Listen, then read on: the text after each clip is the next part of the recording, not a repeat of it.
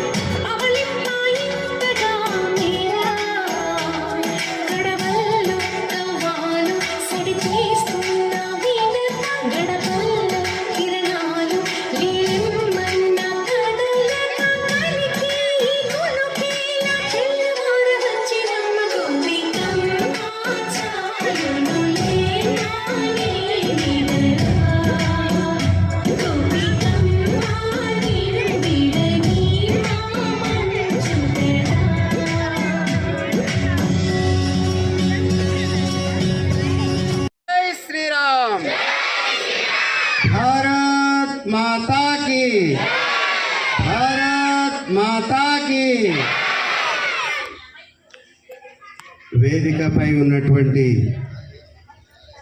పూజ్య స్వామీజీ శ్రీ శ్రీ ముక్తానంద స్వామీజీ, మాత లక్ష్మీవాణి గారు, హిందూ సమ్మేళనం యొక్క కమిటీ అధ్యక్షులు శ్రీ రాజేశం గారు, అలాగే ఈ కార్యక్రమానికి వచ్చినటువంటి మాతలు, హిందూ బంధువులందరికీ స్వాగతం, సుస్వాగతం. భారతదేశం వేదభూమి, భారతదేశం కర్మభూమి, భారతదేశం పుణ్యభూమి. భగవంతుడు నడయాడినటువంటి దేశము భారతదేశము.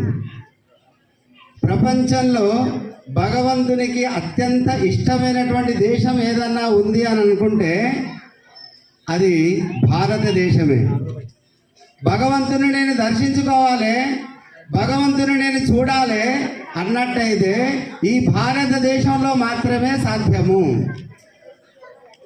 మన యొక్క ఈ మధ్యకాలంలోనే స్వామి వివేకానంద పేరు వినే ఉంటారు, రామకృష్ణ పరమహంస పేరు కూడా వినే ఉంటారు.